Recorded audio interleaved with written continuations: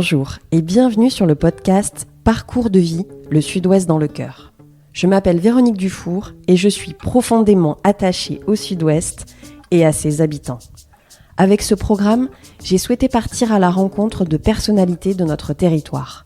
Artisans, sportifs, chefs d'entreprise, artistes ou citoyens, ils sont inspirants, talentueux et remarquables. Leur dénominateur commun, être originaire du Sud-Ouest ou y avoir posé leurs valises. Durant cette conversation, chaque personnalité pourra se présenter, détailler son parcours, expliquer son attachement au Sud-Ouest et surtout, donner envie aux auditeurs de croire en leurs rêves. Il s'agit d'un podcast indépendant et autofinancé, alors n'hésitez pas à donner une note et à le partager autour de vous. Belle découverte!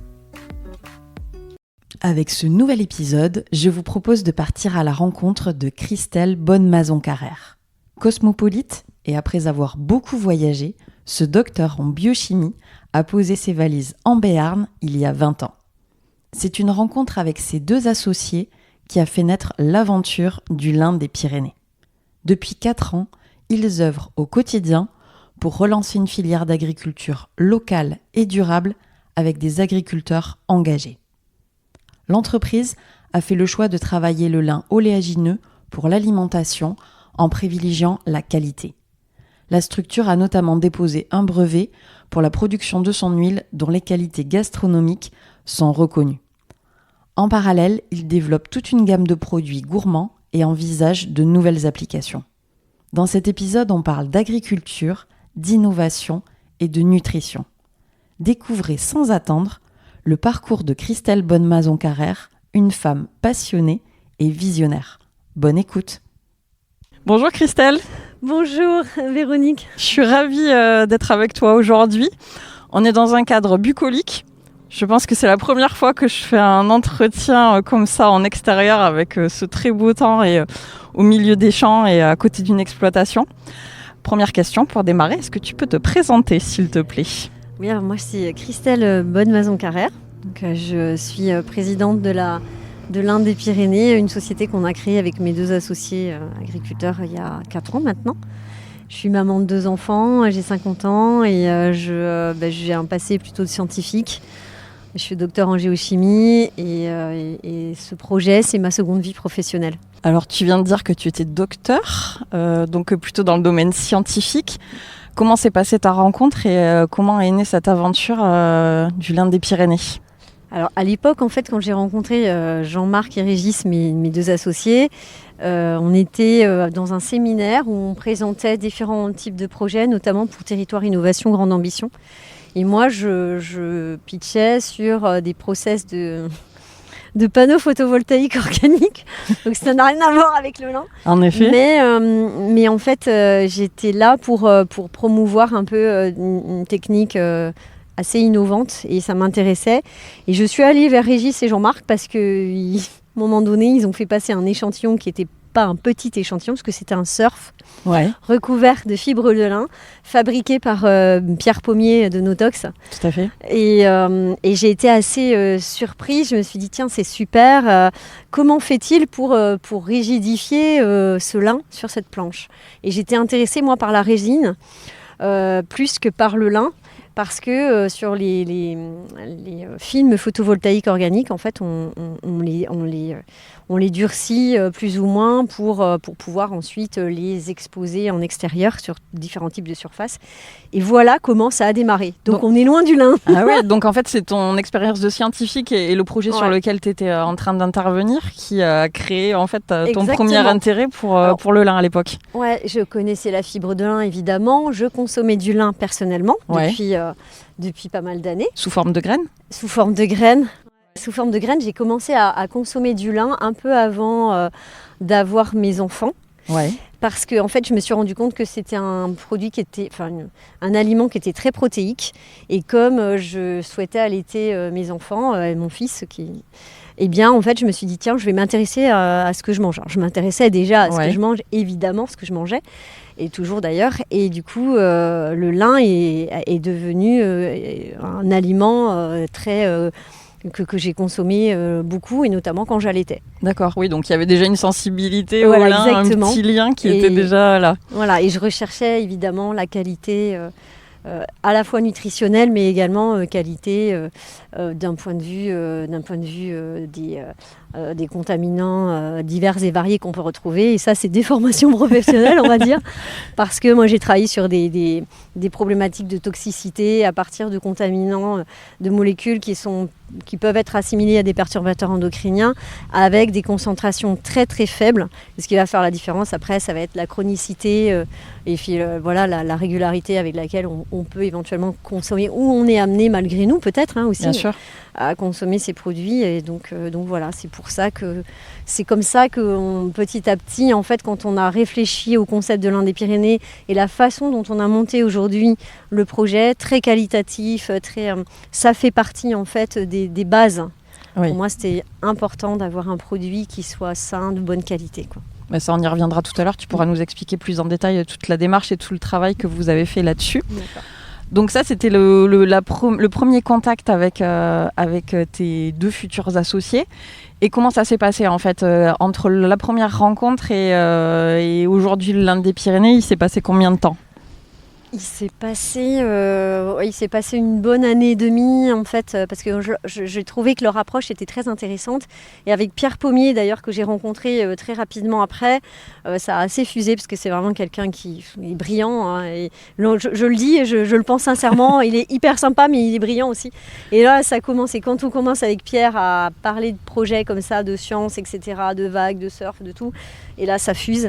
Et on a imaginé en fait un surf qui pourrait être un drone qu'on a appelé Miraiga, et en basque ça veut dire regard de l'eau. Ouais. Et ce surf en fait on l'a imaginé fonctionner parce que moi je travaillais sur la géochimie marine. J'ai fait pas mal de campagnes océanographiques, et on fait ce qu'on appelait des transverses, c'est-à-dire qu'on allait sur une certaine on peut faire des prélèvements ponctuels, on peut faire des prélèvements de façon régulière. Et Ouais. nous, l'idée, c'était de mettre soit des enregistrements pour essayer d'enregistrer certaines contaminations, Ouais. ou essayer de travailler sur la salinité, la température, etc., à partir d'un micro-robot qui serait fixé sur ce surf. D'accord. Voilà, et c'est Miraiga, c'est le concept. Donc aujourd'hui, il ne manque pas grand-chose pour le mettre à l'eau. Ouais. Mais c'est compliqué, parce que du coup, ça se fait pas comme ça.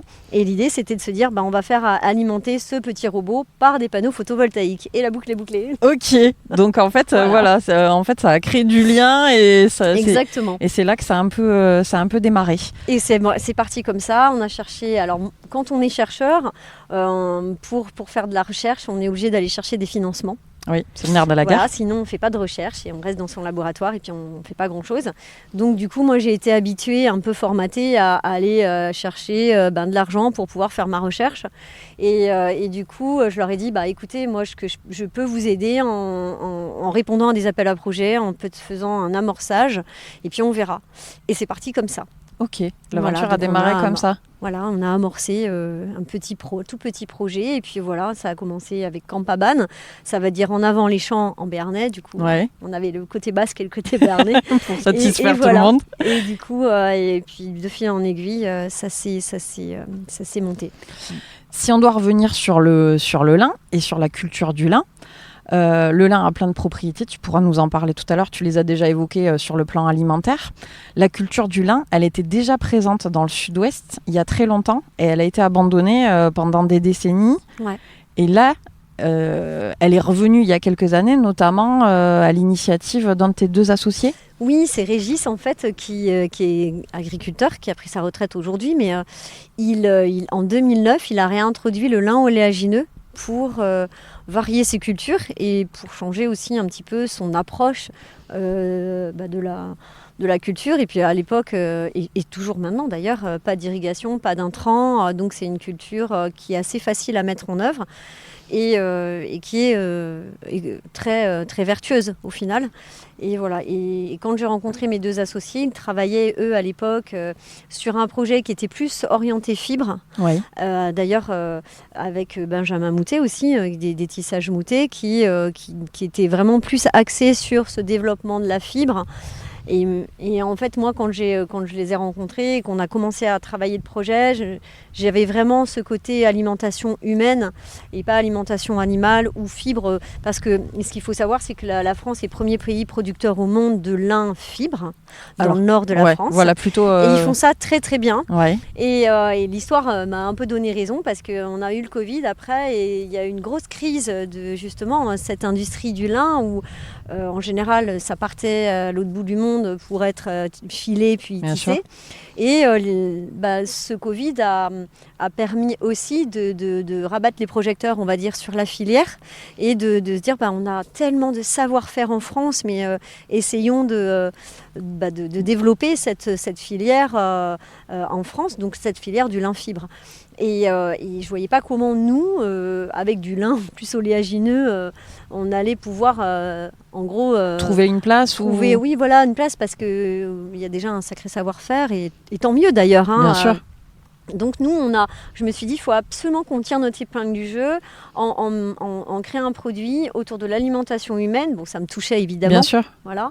Et en étant ultra qualitatif et très haut de gamme. Ça, c'était déjà un peu le projet de départ, en fait. C'est ce que tu disais, tu parlais de qualité tout à l'heure. Et ça, c'était un peu les prérequis au départ quand vous avez décidé de vous associer et de monter le projet. Oui, exactement. Et c'est vrai que quand Régis a réintroduit le lin, lui, il était vraiment sur la filière animale.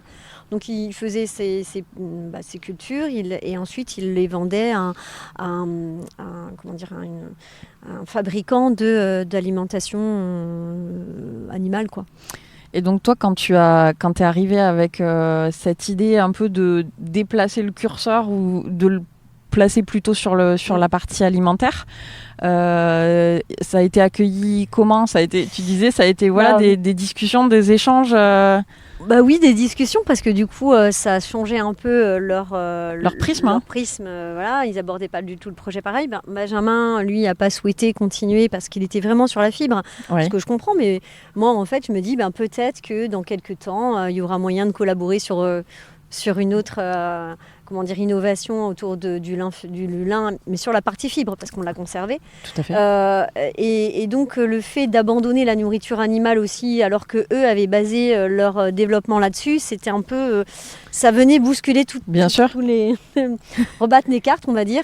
Mais du coup, moi, j'avais envie à la fois de développer un produit très qualitatif et qui apporte beaucoup de bienfaits, mais de développer aussi le côté... gourmand, le côté un peu épicurien où on va découvrir des saveurs, des textures et ce qui serait différent des produits à base de lin qu'on a l'habitude de trouver dans le commerce, parce que le lin aujourd'hui jusqu'à présent et de moins en moins du coup on le trouvait, l'huile notamment qui est notre produit phare, on l'a trouvé désodorisée. C'est-à-dire qu'en fait, avec des process chimiques qui sont industriels en général, on va lui enlever ce goût qui fait sa typicité. Sa typicité, exactement. Et on a une huile qui est presque neutre en goût. Et bon, moi, en fait, en consommant l'huile de lin, justement parce qu'elle est riche en oméga 3, oméga 6, alors il y avait de l'huile de cameline aussi, c'est la super huile comme l'huile de lin qui contient ces éléments. Moi, je trouvais dommage de se priver de ce côté où on va rechercher de la texture, de la saveur et on voyage à travers ça. Bien sûr. Et du coup, en montant, en imaginant la machine telle qu'on l'a réalisée et telle qu'elle existe aujourd'hui, l'idée, c'était de produire une huile qui soit la plus préservée possible et qui justement me permettent en fait d'avoir en bouche cette texture, ces saveurs complètement différentes.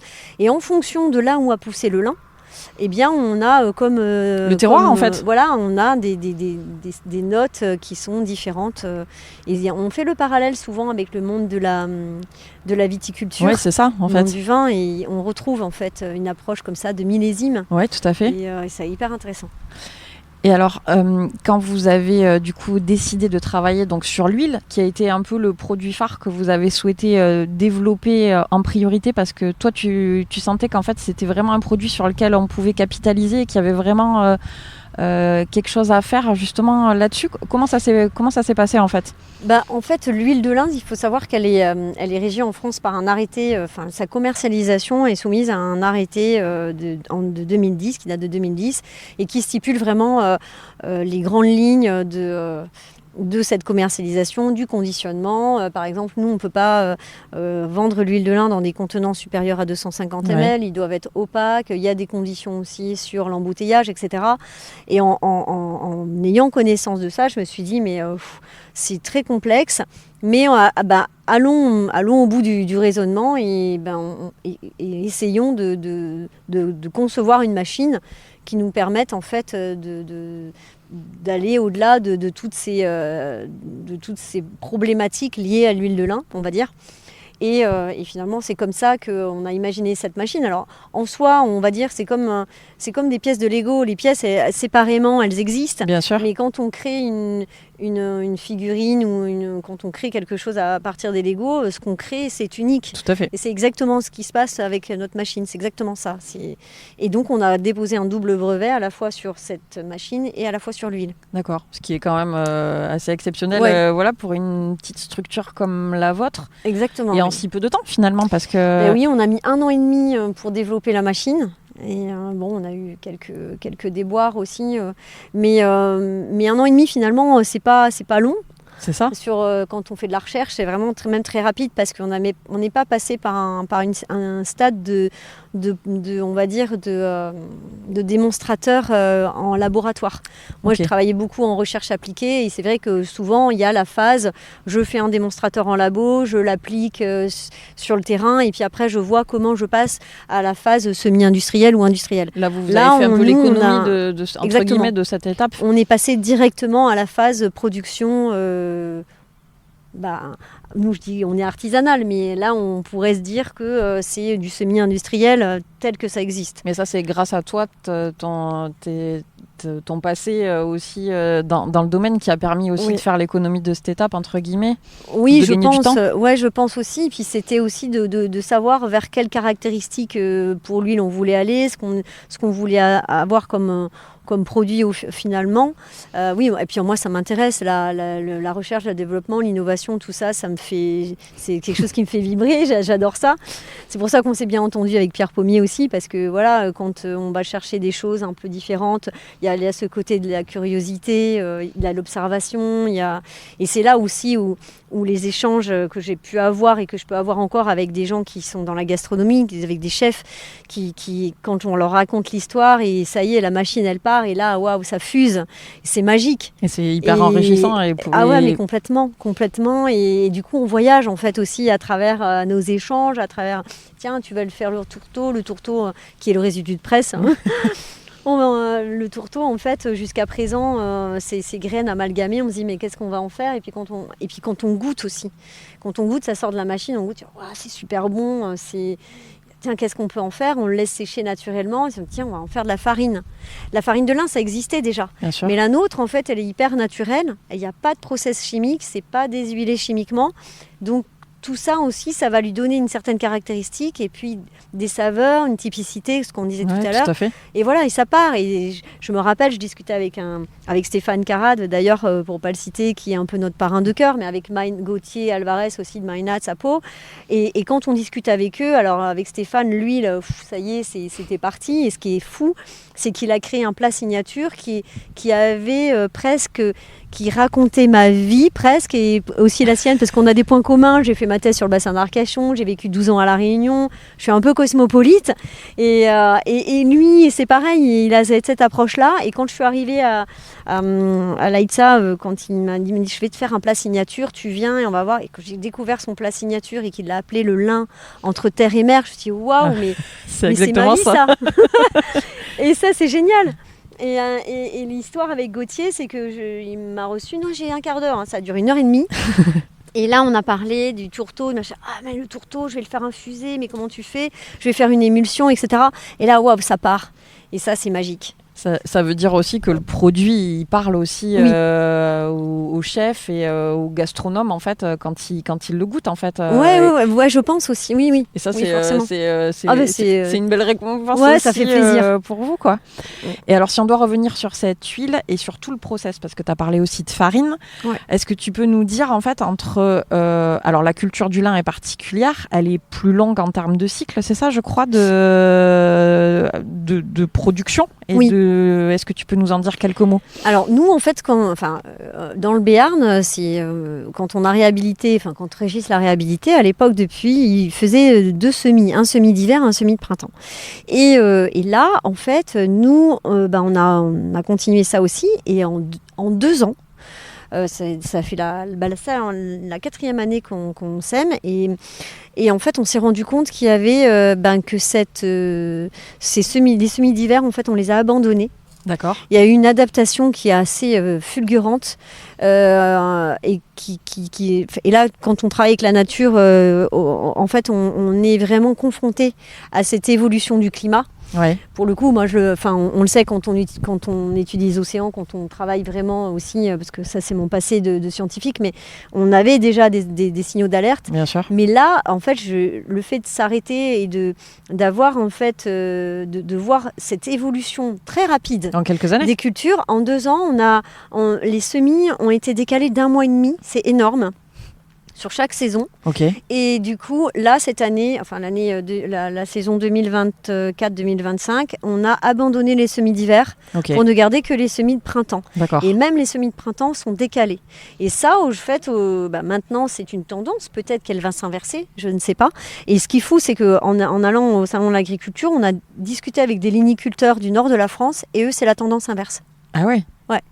Et nous, et c'est ça qui est hyper intéressant, parce que quand on a pris en main le projet, je me dis, je me lance dans un truc, tu connais rien à l'agriculture. Donc j'ai beaucoup appris avec les agriculteurs, je suis allée avec eux, j'ai fait les semis, on met les mains dans le cambouis aussi quand il faut nettoyer les machines, tout ça. Et puis c'est aussi observer. Ouais. Quand on travaille à faire de la recherche appliquée, on a besoin d'observer les éléments, de comprendre ce qui se passe, de comprendre, de goûter, de toucher, de sentir aussi. Comme un chef. Ouais, tout à fait. Non, finalement. Et du coup, tout ça, en fait, ça permet de se dire, tiens, je vais réfléchir à comment je pourrais améliorer, qu'est-ce que je peux faire. Et ça, on a discuté avec Régis, Jean-Marc, avec les agriculteurs, en disant comment on mène à bien ce projet. Et donc, au départ, on a fait ce semis d'hiver, ce semis de printemps. Et là, au final, on n'est plus qu'à un semis de printemps, avec une culture qui est décalée dans le temps. D'accord. Donc là, cette année, je ne sais pas, mais l'année dernière, en fait, on a moissonné au mois d'août. Okay. Et quand on moissonne au mois d'août, c'est très complexe, parce que déjà, la plage horaire pour la plage d'ensoleillement, elle est réduite. Mais c'est surtout que quand on dépend d'entrepreneurs agricoles qui préparent leurs machines pour la saison du maïs, tout à fait. C'est très très contraint dans le temps. Donc il y a à la fois une problématique climatique, donc environnementale, mais une problématique économique aussi. Et donc finalement, on est au cœur du développement durable. Finalement, il faut composer en fait avec chaque curseur, on va dire, à la fois le curseur économique, le curseur environnemental et le curseur sociétal aussi, parce que les agriculteurs aussi, il faut qu'ils s'y retrouvent. Et puis certains, ce sont aussi des éleveurs, d'autres, ils font de la polyculture. Donc quelque part, en fait, on est en perpétuelle adaptation. Finalement, mais on arrive à tirer notre épingle du jeu justement après par rapport aux produits qu'on a conçus. Et au final, je me dis, on a eu raison de partir sur ce projet très hautement qualitatif, parce que du coup, c'est comme ça qu'aujourd'hui, on arrive avec tous les process qu'on a mis en place depuis le champ. Et ça, c'était une concertation aussi avec les agriculteurs, de se dire, alors c'est très contraignant. Parce que c'est une nouvelle façon de cultiver, c'est une nouvelle approche de la moisson, et tout ça, en fait, on y a réfléchi avec Régis, Jean-Marc, avec les agriculteurs qui sont partis avec nous au départ. Mais finalement, en mettant ce curseur très haut dans l'exigence de la qualité, finalement, aujourd'hui, ça s'en ressent sur la qualité du produit final. De la graine, parce que c'est la graine au final. Et après, à partir de cette graine qui est charnue, on va décliner nos produits en éclats, en en huile et en farine. Et puis après, on a ces biscuits aussi qu'on fait fabriquer par l'atelier de l'ours, avec des recettes qu'on lui a apportées aussi, que moi j'ai imaginées avec lui. Et puis voilà comment on a mis en place tout ça. Tout à l'heure, tu parlais de la valorisation et du fait que c'était très vertueux, puisque en fait tout était valorisé, même en bout de chaîne. Tu peux en dire 2 mots aussi de tout ça ? Oui, en fait, on a imaginé le projet en étant vertueux du sol à l'assiette, on va dire ça comme ça. Et donc l'idée, c'était vraiment de pouvoir valoriser chaque coproduit de production, on va dire, les produits de tri, les produits de pressage, par exemple, etc. C'est comme ça qu'on a eu l'idée de faire la farine, etc. Et l'année dernière, on a aussi valorisé, on trie à la fin de la moisson. Donc on loue un local éphémère, on met un trieur mobile qu'on a adapté. Et on trie 1 fois, 2 fois, 3 fois. Ça peut se finir tard dans la nuit, mais nos graines, en fait, elles sont déjà triées. Tout ce qui peut être source de fermentation, par des débris de végétaux qui viennent en fait se développer dans les cultures. Tout ça, c'est éliminé. Okay. Mais on le conserve. Et jusqu'à présent, on avait donné, éliminé. Et puis on s'est dit, mais tiens, on va essayer de faire des tests de méthanisation. Moi, j'ai pris contact avec des propriétaires de méthaniseurs. Et c'est comme ça l'année dernière, on a valorisé en méthanisation. Et on va le recommencer cette année sûrement. Bon, après, voilà, mais on s'adapte petit à petit. C'est des tests. En fait. Là, par exemple, et ça, j'en suis super contente parce que, alors, c'est pas de l'alimentaire, mais quand on fait le tri ensuite avec le trieur optique, on a un refus de tri des graines qui ne sont pas, en fait, qui vont pas être valorisées, qui sont refusées, on va dire, c'est un refus de tri parce qu'elles ont des petits défauts physiques. Okay. Donc on les garde, parce que moi je ne jette rien. T'optimises à voilà. fond. Et du coup la valorisation elle est venue en faisant alors on l'a appelé des foulards bien-être, mais des tours de cou, comme des bouillottes en fait.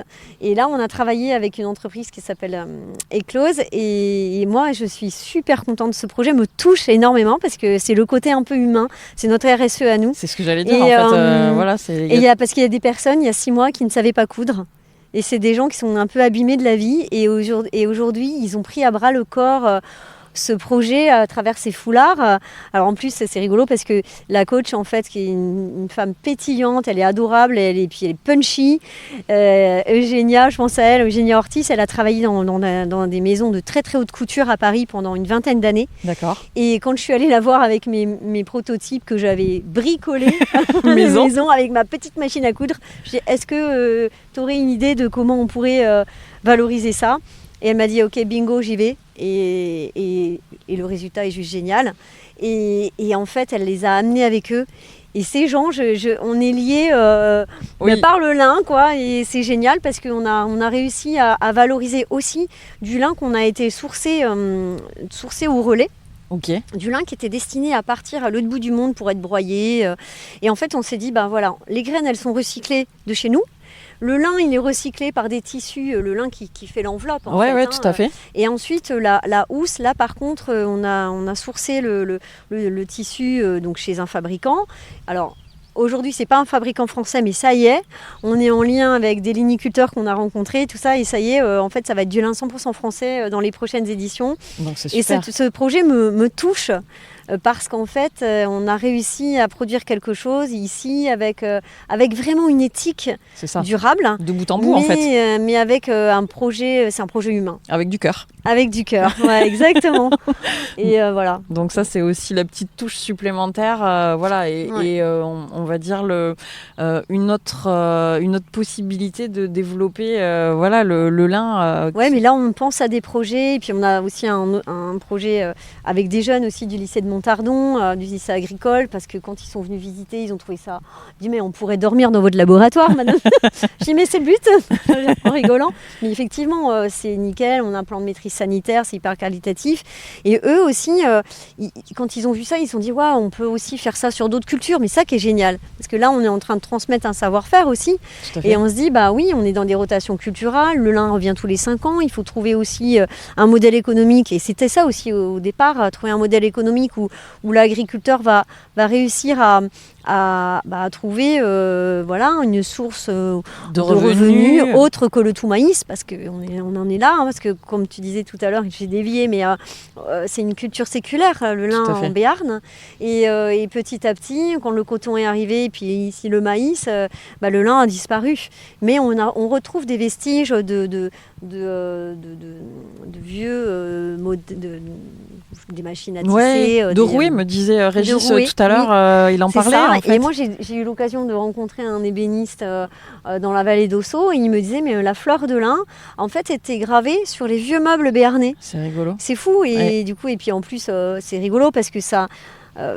rien dans me prédestiner à travailler avec le lin, mais finalement moi j'ai des arrière-grands-parents qui sont des paysans bretons et qui travaillaient certainement le lin, je ne sais pas, ma grand-mère est plus là pour me raconter, mais les grands-parents des enfants du côté de leur papa, dont le papa en fait est originaire de la vallée d'Ossau, et il disait mais moi j'ai vu ma mère tisser.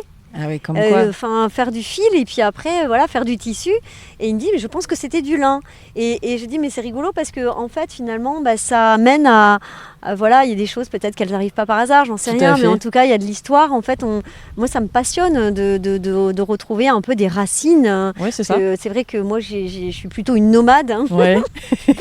J'ai vécu un peu partout, et du coup retrouver un peu ces racines à travers mes enfants, leurs grands-parents ou mes arrière-grands-parents, on est plutôt marins nous, mais voilà, c'est rigolo quoi. Il y a des choses aussi qu'on va chercher, donc ça fait appel un petit peu à l'histoire.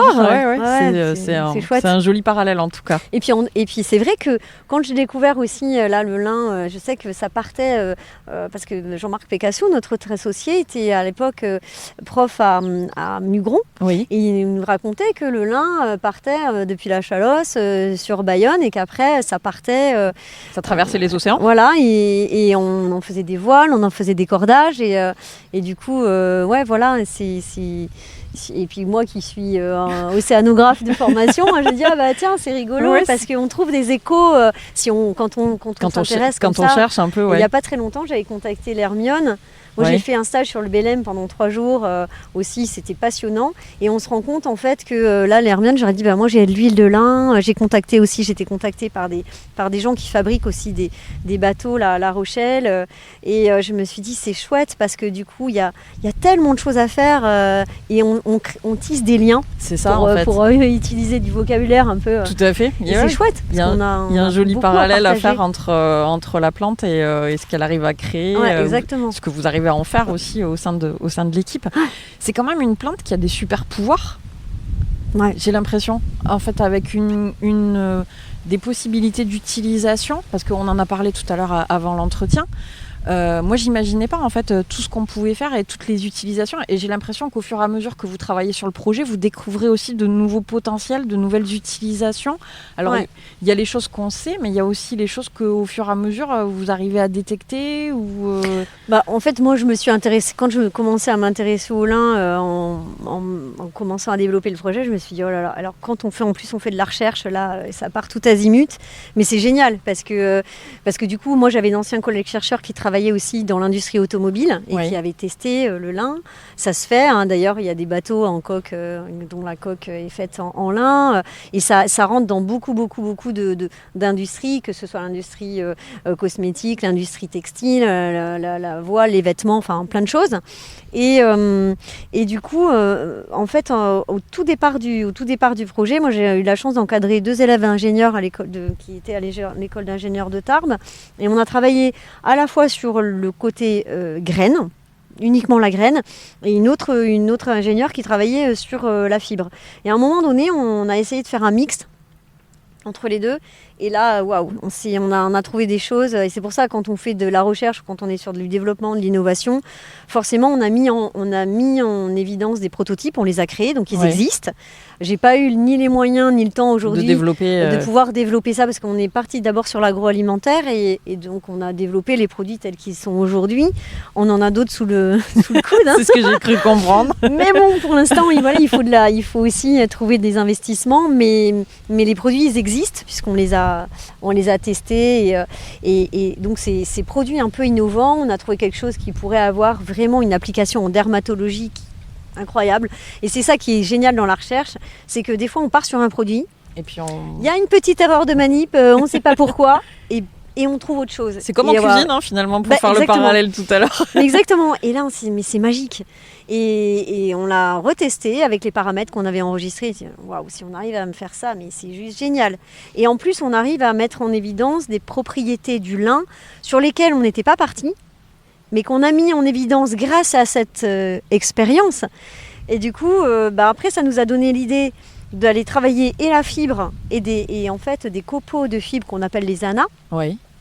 qu'on a mis dans une mixture avec des graines. Et puis là, on est parti sur autre chose et on a réussi à faire l'équivalent, je dirais, d'un mélaminé, mais uniquement à base de graines et de fibres. Et on a travaillé comme ça et on a nos petites plaquettes, elles existent.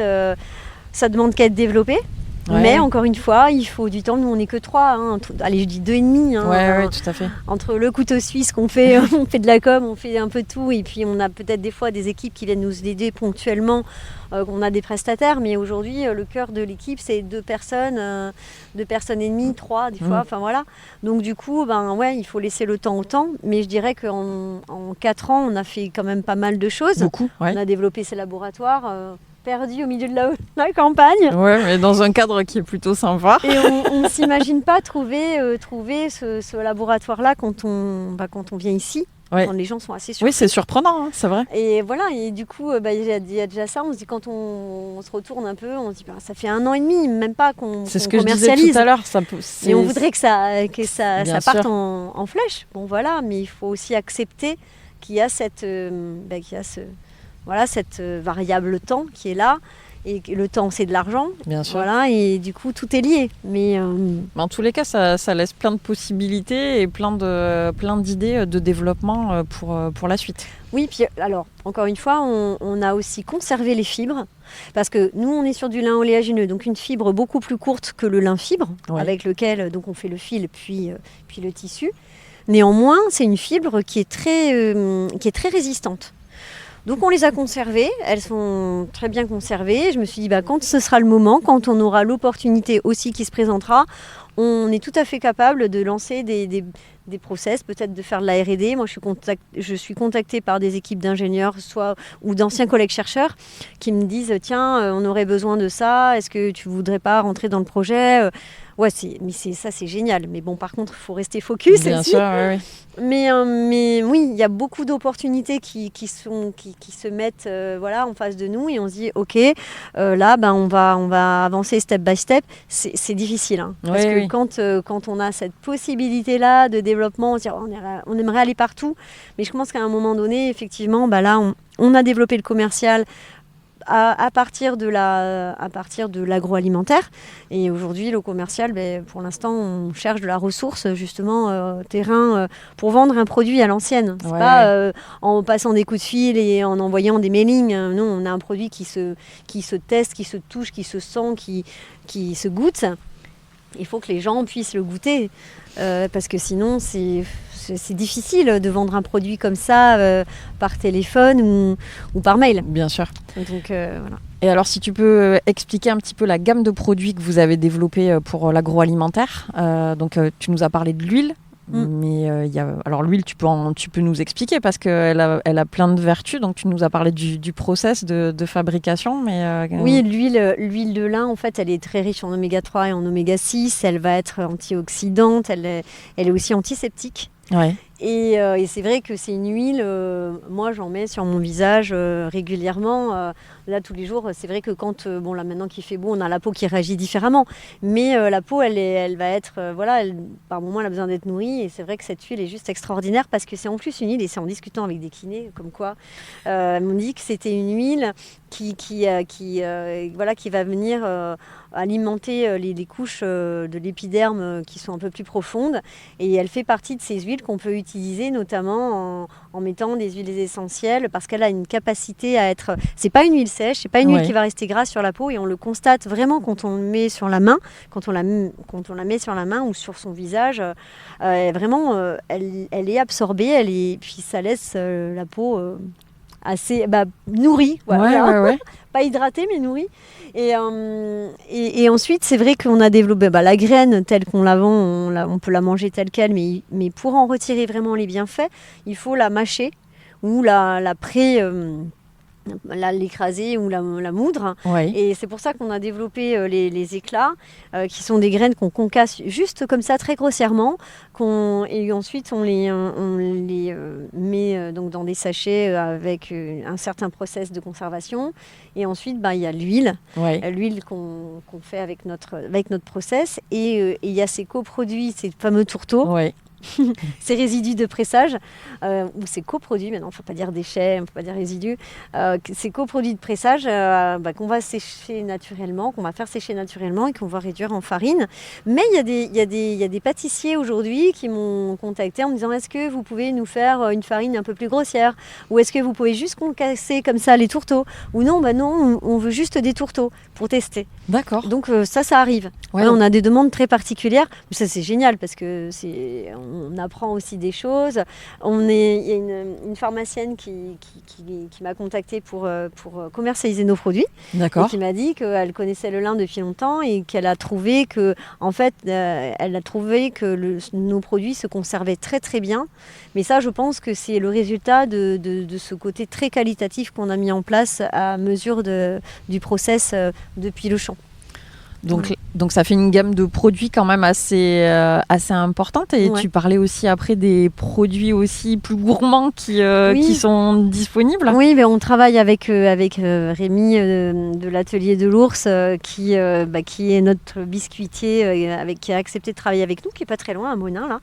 On est vraiment sur du circuit court, hein. Ça aussi ça fait partie de nos valeurs. Et du coup il a accepté tant bien que mal.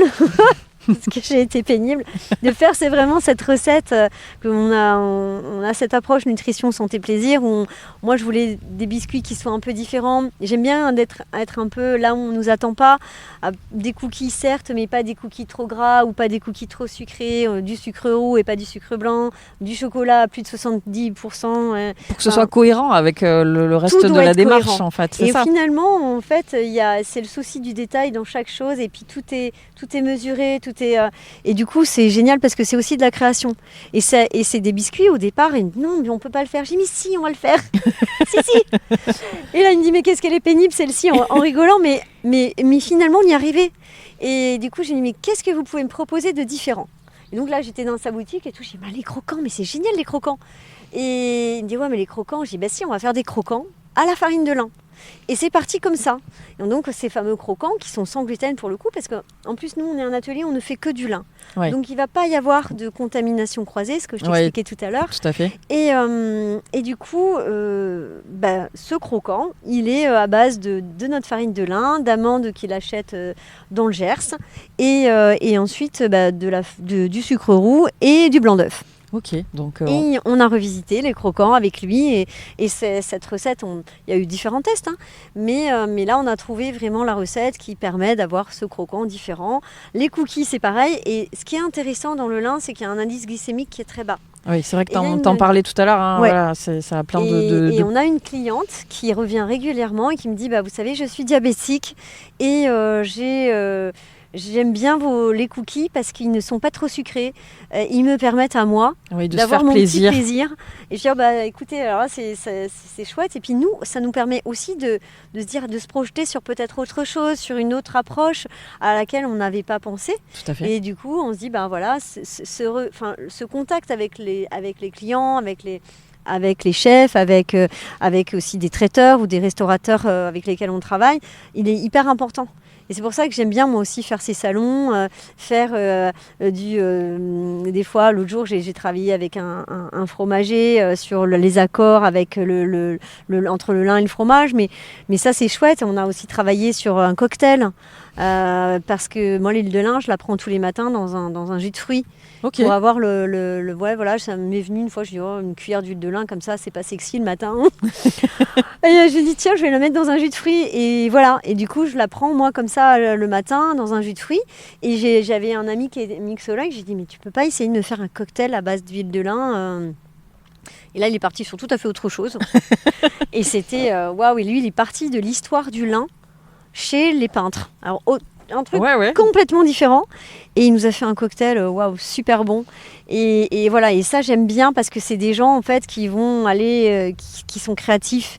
C'est pour ça que j'aime bien aussi discuter avec des gens qui vont aller vraiment chercher plein de choses différentes, des concepts un peu nouveaux dans leur spécialité pour créer des choses là où on ne les attend pas, quoi. Ouais, puis sublimer aussi le produit que vous créez vous. Donc, et peut-être le leur aussi, parce qu'il y en a certains, ils ont des produits attitrés. Et du coup, là, l'autre jour, il y a 3-4 jours, j'étais avec un ostréiculteur et je lui disais, ah bah tiens, j'ai fait une sorte de gomasio, moi, avec mon lin un jour, là, dans ma cuisine.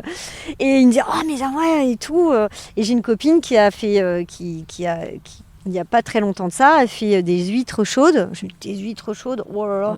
Et en fait, elle a fait un genre de crumble à base de notre farine de lin et du lin torréfié. C'était excellent. Et donc je lui en parle, il me dit c'est une super bonne idée. Et voilà, et donc du coup il m'a rappelé l'autre jour, il me dit ouais, ce serait bien qu'on fasse un truc. Et ça, c'est génial. C'est fou le potentiel en fait, et la créativité aussi. Ouais, voilà. Et ça, je trouve que c'est chouette parce que ça unit aussi les gens autour de quelque chose où on se fait plaisir. C'est ça. C'est très convivial, ça fait du bien aussi de découvrir de nouvelles choses. Alors on aime ou on n'aime pas. Bien Après, sûr. Voilà, chacun ses goûts, mais c'est chouette parce que ça ouvre aussi plein de choses, la potentialité du produit, alors celui-là en l'occurrence, mais ça peut être pas mal de choses à côté sur des gens qui vont travailler plus les fruits, les légumes, etc.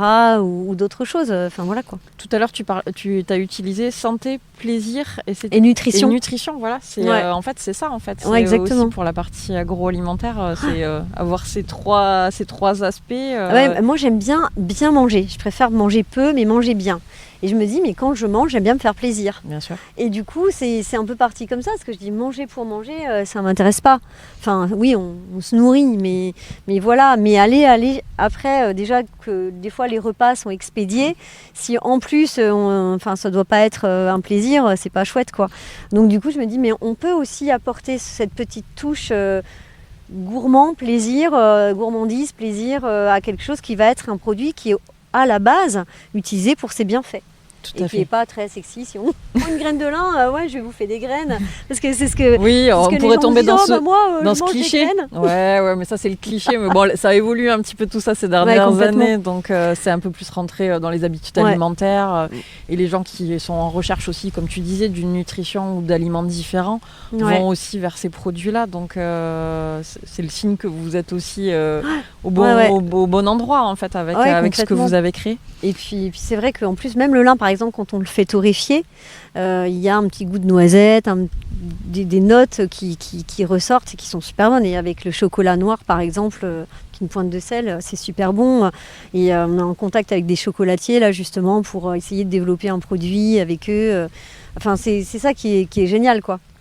En tout cas, ça a l'air passionnant en termes de développement. Tout à l'heure, on a parlé de l'huile. C'est vrai qu'il y a une chose dont on n'a pas parlé. Vous avez participé à un concours et vous avez candidaté pour l'huile. Tu peux en parler un petit peu ? En fait, on avait fini de mettre au point la machine et c'est une personne, Myriam Toscano, qui nous a aidé dans le développement, on va dire, dans le positionnement de la marque et tout ça, qui me dit il faut absolument que tu présentes tes produits à Épicure. Vas-y, envoie un échantillon. Bon. Et j'envoie un échantillon, mais pas dans le flacon final. Et on a été sélectionné direct. Et la condition sine qua non pour ne pas être disqualifié, c'était de présenter cette fameuse bouteille qu'on avait imaginée, qui m'a pris vraiment beaucoup de temps, mais j'ai réussi finalement à la concevoir. Et du coup, cette bouteille, on l'a reçue 3 jours avant de partir aux Épicures. On est parti le dimanche. Le lundi, on présentait nos produits et en fait, on a eu la médaille d'or. Donc les trophées Épicure, c'est les trophées de l'épicerie fine, c'est ça ? Oui, du monde de l'épicerie fine. Et c'est vrai que pour nous, ça a été une fierté, puisqu'on s'est dit, mais à la fois, il y a une reconnaissance scientifique parce qu'on dépose un brevet sur l'huile aussi. Les caractéristiques sont avérées, elles sont uniques. Et on est reconnu par des gens qui sont des experts gastronomes. Et on s'est dit, waouh, en fait, ça fait plaisir. Bien sûr. Et puis, c'est une reconnaissance quand même, une médaille d'or. On se dit bon ben là maintenant, allez. C'est la première. Ouais, Il y en aura d'autres. Mais en tout cas, on n'avait pas travaillé pour ça, parce qu'on avait travaillé pour, in fine, avoir un produit qui soit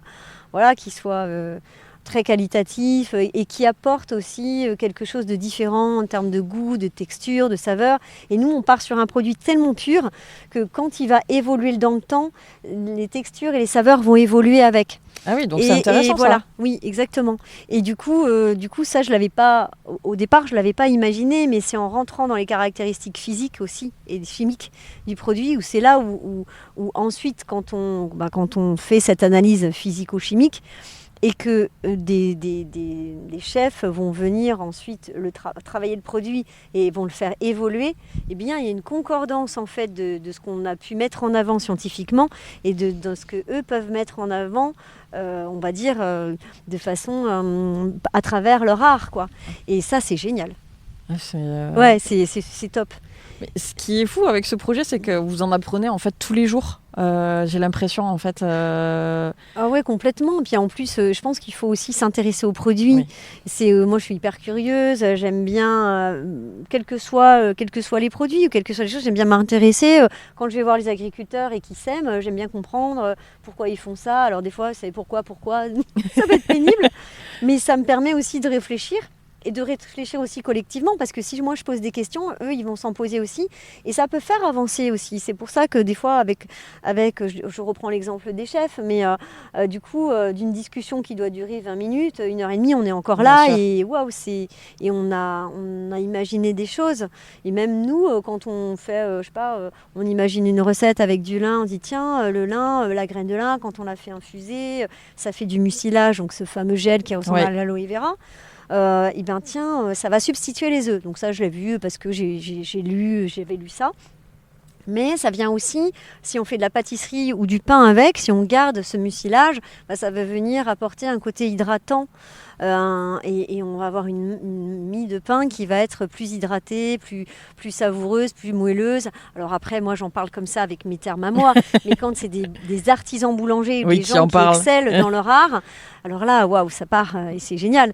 Et d'ailleurs, on avait pas mal discuté avec Bruno Cormeret aussi, parce que quand on a été sélectionné pour participer à cette émission... la meilleure boulangerie de France. La meilleure boulangerie de France.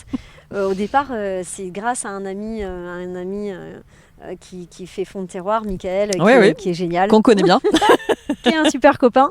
Et qui m'a dit, il faut absolument que je te présente quelqu'un, tes produits sont super. Et c'est comme ça que c'est parti. Donc je le remercie vraiment parce que Michael, on se suit beaucoup et j'aime beaucoup son concept aussi. C'est super chouette. Et du coup, c'est parti comme ça. Et Bruno, c'est vraiment quelqu'un qui a le cœur sur la main, toute l'équipe d'ailleurs, mais en fait on a gardé des liens avec Bruno. Et du coup, c'est chouette parce qu'il a ce côté très technique et c'est des conseils précieux.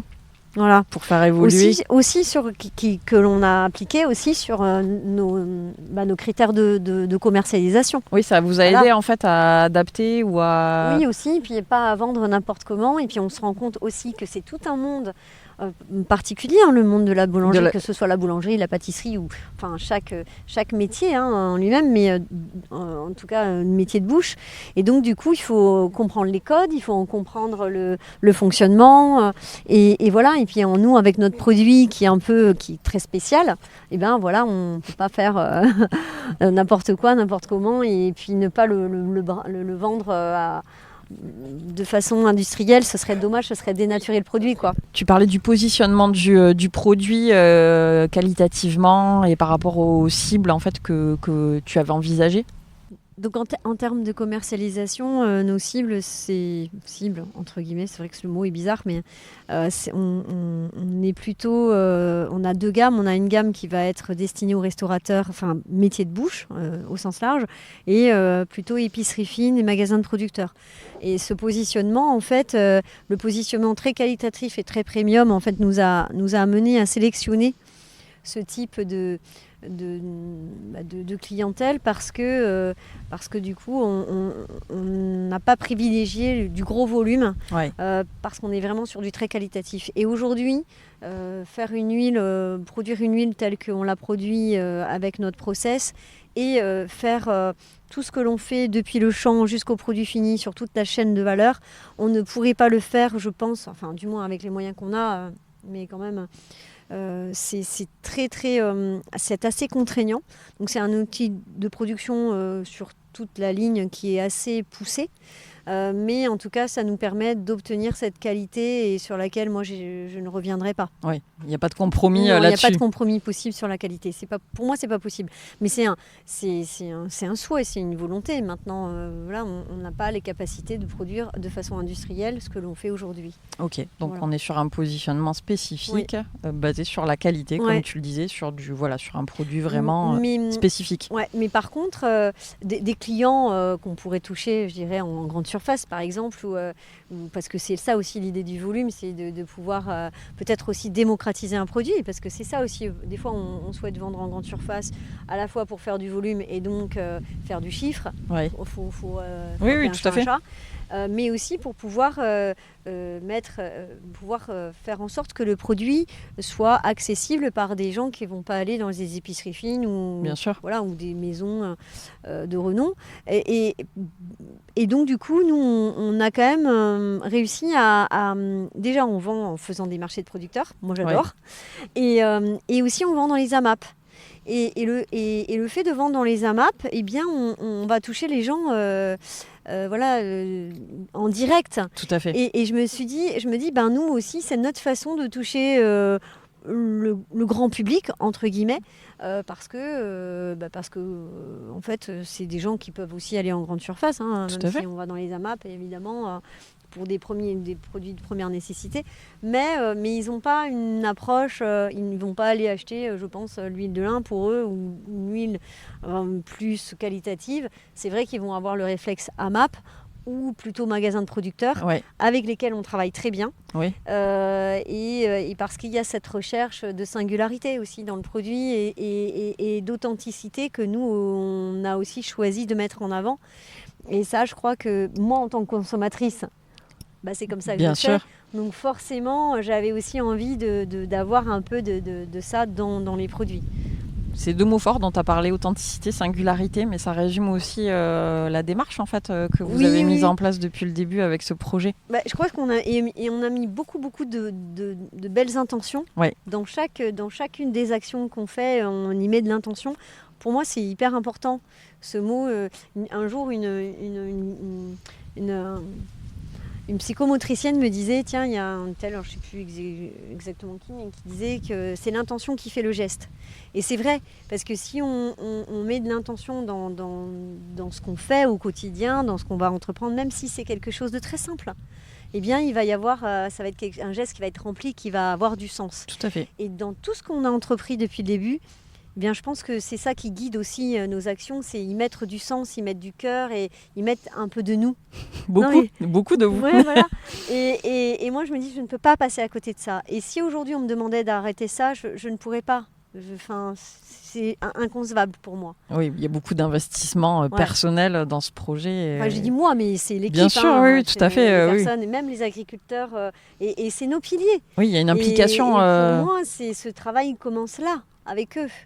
Et forcément, ils ne seraient pas là, le projet n'existerait pas. Tout à fait. Donc oui, chaque chose qu'on a mis en place a son importance, mais eux, ils occupent une place pour nous qui est fondamentale. Et je leur dis, vous êtes au centre aussi du projet. Et ça, pour nous, c'est important. C'est un beau projet en tous les cas sur lesquels vous travaillez. Et alors, si on doit parler de la suite ou des futurs projets, est-ce qu'il y a déjà, tu as déjà évoqué pas mal de choses ou pas mal d'utilisations qui pourraient être faites? Est-ce que là, il y a des projets à court terme dont tu peux parler et qui vont voir le jour? On est sur des nouveaux produits. Comme par exemple les biscuits. Les biscuits, l'idée de sortir des biscuits, c'était de se dire comment est-ce qu'on peut faire découvrir au public la façon de consommer du lin autrement qu'à travers la graine, au final. Et donc, c'est pour ça qu'on s'est dit, tiens, on va faire des biscuits. Et ce que je dis... Quand on démarche des épiceries fines, je dis mais c'est pas des biscuits, ce sont les biscuits. Les biscuits avec du lin des Pyrénées. Non mais c'est vrai parce que c'est différent. Et du coup, aujourd'hui, oui, on a d'autres produits en préparation qu'il faut tester encore, mais on va élargir la gamme pour faire découvrir le lin autrement.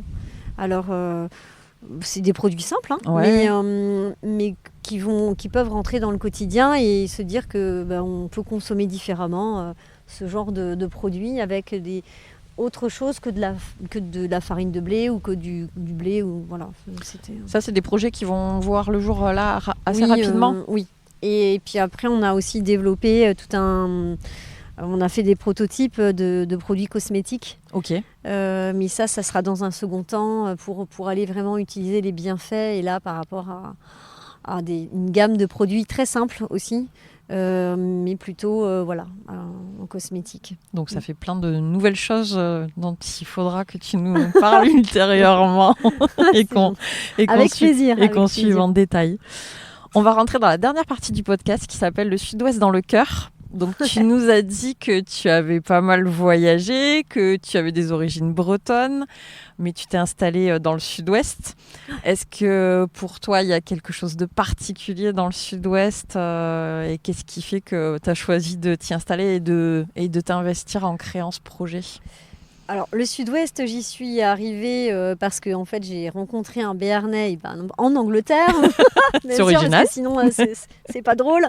Et je suis revenue, d'abord, je suis sur Bordeaux. Et après, j'ai travaillé pas mal sur le bassin d'Arcachon. Et je suis restée à Pau parce que moi, j'avais mon laboratoire de recherche aussi qui était à Pau. Et mon directeur de thèse qui était sur Pau. Donc, je faisais la navette.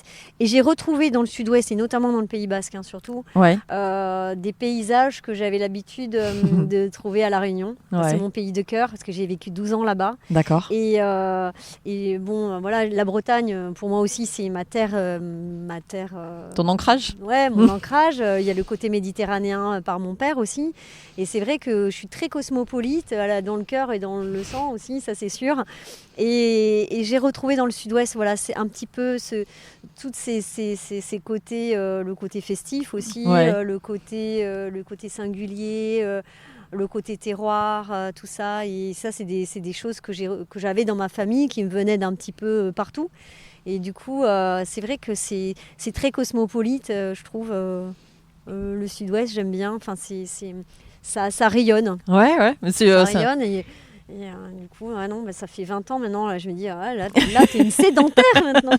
Est-ce que tu es béarnaise de cœur? Ouais, de cœur. J'ai mes enfants qui sont nés ici. Ils ont été élevés en bilingue, en occitan et français. J'avais vraiment envie qu'ils puissent avoir ça, parce que j'ai tellement entendu ma mère et mon père parlait pas provençal, mais ma mère était bretonne et du coup on l'a obligée à parler français. Oui, ça fait partie de cette génération qui malheureusement ne pouvait pas pratiquer. Breton, et mon arrière-grand-mère du côté de papa parlait provençal, mais du coup c'est vrai que je pense que la langue ça fait partie du patrimoine et j'avais envie que mes enfants puissent avoir ça de leurs grands-parents béarnais aussi.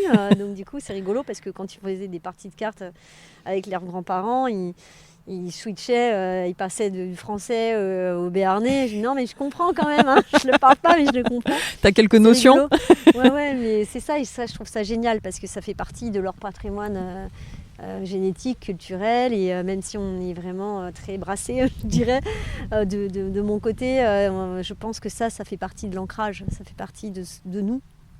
En tous les cas, avec ce projet, toi, tu as décidé de t'impliquer aussi territorialement, et d'avoir d'amener ta pierre à l'édifice du développement économique et Oui. développement sociétal aussi, parce que ce projet, t'en parlais, il est vaste et il touche à plein de sphères différentes. Donc, en ça, toi aussi, tu as choisi de participer. Je pense qu'il y a quand même il y a un côté très humain aussi dans ce projet. C'est la terre, c'est de la créativité, c'est un produit, c'est des odeurs, c'est très sensoriel. Aussi, le lin, et c'est là où et puis même les bouillottes, le fait de travailler avec Éclose, et puis savoir qu'il y a 6 mois de ça, les gens ils étaient peut-être dans la rue, il y en a certains, je discutais avec eux, c'est très touchant. Les gens qui viennent d'Albanie ou du Pakistan et ils étaient soit kinés, soit profs d'anglais dans leur pays, et puis ils se sont retrouvés là, et au hasard de la vie, ça fait qu'on se rencontre, et puis voilà, ça crée des choses comme ça. Et ça, c'est hyper riche, c'est très très riche.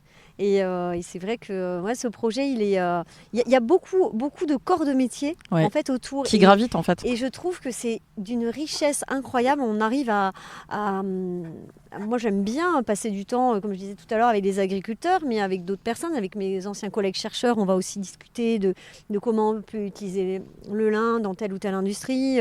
Voilà, c'est plein de choses comme ça, et ça ouvre beaucoup l'esprit sur plein de choses, sur la curiosité. C'est une belle histoire en fait globale qui a du sens et qui touche à plein de domaines, et que tu soupçonnais pas, j'imagine, quand t'as décidé de te lancer dans ce projet. Non, du tout. Ah, vraiment, alors là, pas du tout. Et puis en fait, je me lance dans le lin. On me dit, mais qu'est-ce qu'elle vient faire là, celle-ci?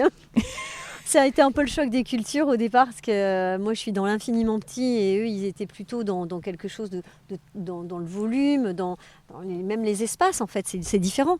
Mais par contre, en fait, on a une appréhension de l'écosystème. Enfin, on parlait de l'entrepreneuriat et tout ça, et je pense que vraiment, c'est hyper important de pouvoir bien connaître son écosystème. Et ça, on peut l'extrapoler à n'importe quoi, que ce soit l'écosystème entrepreneurial, l'écosystème de la recherche. Nous, en tant que chercheurs, et quand on travaille sur l'environnement, c'est important d'appréhender l'écosystème dans sa globalité, et après de pouvoir aller chercher de la précision. Et c'est le principe du développement durable, penser global, agir local, c'est exactement ça. Et pour moi, c'est hyper important de pouvoir bien connaître l'écosystème, et bien connaître, c'est aussi poser des questions, savoir. C'est ce que tu disais aussi, connaître, comprendre, oui, tout à fait. Voilà, pour après faire des analyses, réfléchir, se dire ah bah oui, mais là peut-être que là c'est pas la bonne piste, peut-être que et confronter aussi des avis. Il y a des gens qui m'ont dit bah non, mais ça c'est pas ça, non, moi je partirais pas là-dessus. Ah bon, pourquoi? Et puis mais ça, on se nourrit de ça aussi. On se nourrit de la diversité, on se nourrit de la différence, on se nourrit de plein de choses. Et du coup, ça, je trouve que c'est très riche. Et puis dans tous les échanges qu'on peut avoir, d'ailleurs, des gens qui disent ah le lin, moi j'aime pas ça. Ah bon? Ça, je vais te faire changer d'avis. C'est ça, en fait, c'est le mieux, c'est de tester pour changer d'avis. Ouais, changer d'avis ou pas d'ailleurs, oui. Parce que voilà. Mais au moins tester. Ouais, quand on travaille dans l'innovation, quand on est amené en tout cas à en faire, le lin c'est magique. C'est quelque chose où ça offre tellement de possibilités, que ce soit avec la graine, les fibres, les coproduits de production. Tout ça, ça permet d'ouvrir des champs incroyables, avec des applications vraiment très particulières à chaque fois. Donc forcément, il vaut mieux... Quand on est un peu arborescent, ça pose problème, parce que je veux dire, mais tu pars dans tous les sens. Mais finalement, c'est de la curiosité. Et je pense que c'est bien aussi d'être curieux, parce que ça permet aussi d'échanger avec des gens avec lesquels peut-être on n'aurait jamais croisé la route, dont on n'aurait jamais croisé la route. Et c'est ça qui est génial avec le lin. Mais je pense qu'il y en a d'autres. Il y a d'autres plantes. Le chanvre par exemple, ou d'autres, là c'est l'agriculture, mais je pense qu'il y a plein de choses comme ça qui, quand on est face à des produits comme ça qui offrent autant de possibilités, c'est d'une richesse incroyable. En tous les cas, il y a plein de projets à maturer ou à inventer dans les années qui viennent, ou dans les... Voilà. C'est ce que tu disais. Oui, mais après, voilà, c'est ça, il faut... ça permettrait... On a les capacités, on a les moyens de le faire, je dirais physiquement, parce que... Mais après, voilà, il faut avoir les moyens financiers. Et souvent, du développement, c'est de l'argent, c'est du temps. c'est pas si évident que ça. Et puis quand on travaille, et puis même tout à l'heure je faisais allusion à la cosmétique, c'est aussi pas mal d'argent à mettre, à investir pour sortir des prototypes. C'est très complexe aussi le monde de la cosmétique. Donc voilà, et puis c'est peut-être de nouveaux partenariats à envisager, c'est des choses comme ça. Pour l'instant, j'ai pas eu le temps d'aller creuser la question, mais oui, c'est quelque chose que j'ai derrière la tête, quoi. Si les gens veulent suivre l'aventure du lin des Pyrénées, donc il y a un site internet pour découvrir tout ça et acheter aussi les produits sur la boutique en ligne. Oui, on a une boutique en ligne, donc www.lindespyrénées.fr et les gens peuvent venir aussi visiter notre installation. On à vend aussi Mesplède. les produits sur place. Ouais. Ou 470 route de Bertranotte à Mesplède. Il faut prendre rendez-vous avant, vous contacter au préalable. Parce que, de préférence, c'est mieux. Et voilà, je disais, c'est vrai qu'on a pour ambition de pouvoir développer la deuxième partie du hangar qui est encore brute et d'en faire un petit showroom ou quelque chose comme ça pour que les gens puissent venir acheter le produit directement ici de façon plus naturelle. Alors, on est sollicité par les offices de tourisme pour faire des visites l'été parce que les champs seront en fleurs là au mois de juin. Ouais. Alors il faut savoir que les petites fleurs bleues qui sont très, très particulières et très, très typiques du lin, elles ont en fait une floraison qui ne dure pas plus de 4 heures. Ah oui. Et la fleur, les pétales tombent et ça laisse la place à une petite capsule au départ qui est toute petite, qui est verte et quand le lin est mûr, cette capsule elle devient marron et les graines qui sont à l'intérieur sont prêtes à être utilisées parce qu'elles sont arrivées à maturité. Et en fait, on dit que le lin chante. Enfin, c'est une expression ? Oui, enfin, on dit ça entre nous. Ça y est, le lin chante, donc c'est bon, on peut le moissonner. D'accord. Alors, il y a vraiment un petit bruit, un petit bruissement qui est très particulier. Et c'est ce qui nous permet de savoir que ça y est, c'est bon, la moisson peut se faire. C'est D'accord. Rigolo. Et là, en fait, on peut faire visiter encore, on a des parcours qui sont proposés dans le cadre de l'Office du tourisme, là, de Cœur de Béarn. Et les gens viennent ensuite visiter le laboratoire et peuvent acheter les produits en direct. D'accord. Donc ça, c'est ce qu'on propose, c'est ce qu'on va proposer là à partir du mois de juin. Et ce qui est assez original dans ce genre de choses aussi, c'est qu'il y a une personne qui a créé un projet qui s'appelle 100 lieux sans massage. Une amie qui s'appelle Josiane Roch et qui propose des massages dans les champs de lin en fleurs, mais aussi dans les champs de lin qui sont presque arrivés à maturité. Et là, c'est fou parce que c'est aussi un voyage sensoriel, à la fois à travers le massage, et pour l'avoir fait vraiment, on s'endormirait presque. Et on a vraiment ce lin qui chante. Mais vraiment, c'est fou, on est au milieu du champ. Alors là, c'est vrai avec le lin, mais ça peut être ça pareil avec d'autres cultures. Quand on est dans un champ de lin en fleurs et quand on est dans un champ de lin où vraiment le lin est arrivé à maturité et que c'est que ces petites capsules qui font presque une petite musique, c'est assez particulier. Eh bien, on a une approche, une appréhension, sensoriellement, c'est différent. C'est génial. Si ça se dit sensoriellement. Oui, je pense. Mais bon, voilà. Mais le lin, en fait, tel que nous on le conçoit, c'est vraiment quelque chose de très sensoriel, à la fois par le fait de le toucher, le sentir. La gastronomie, c'est sensoriel aussi. L'huile, c'est aussi.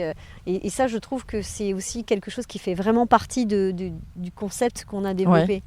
Et c'est important aujourd'hui parce que. Les sens sont sollicités et du coup ça crée une expérience différente, quelque chose de singulier, très atypique et je pense que ça parle au-delà des mots. C'est le corps qui va peut-être l'adopter. Je sais pas si on peut dire ça. Mais presque, c'est un peu imagé, mais en fait oui, c'est ça. C'est qu'on a essayé d'être différenciant, de se distinguer de ce qui existe déjà autour du lin par cette approche-là. Ok. Cette approche sensorielle. C'est passionnant. On pourrait en parler pendant des heures, je crois, du lin. Et si les gens veulent vous retrouver, vous participez aussi à de nombreux marchés et d'événements un peu gourmets, on va dire. Oui, alors là, on fait des petits marchés, des marchés gourmands. On va être aussi sur des domaines là bientôt. Dans la région de Bordeaux. On a aussi le marché complice, on fait partie donc on est membre du Collège culinaire de France. Alors ça sera plutôt à l'automne, mais fin de l'été, début de l'automne. C'est un marché qui est très chouette. Il y en a un peu partout. Pour l'instant, nous, on n'a fait que celui de Saint-Jean-de-Luz l'année dernière, mais peut-être que cette année, on va en faire d'autres pour justement promouvoir un peu nos produits. Et donc là, dans l'immédiat, plus près, il y a à Bordeaux, il y a le salon de l'agriculture de Bordeaux, régional, local. Là, comme ça me vient pas, mais c'est des petits événements, ou même des marchés de producteurs en local, où c'est très important pour nous de pouvoir avoir ce contact avec les gens et leur faire goûter, leur faire découvrir.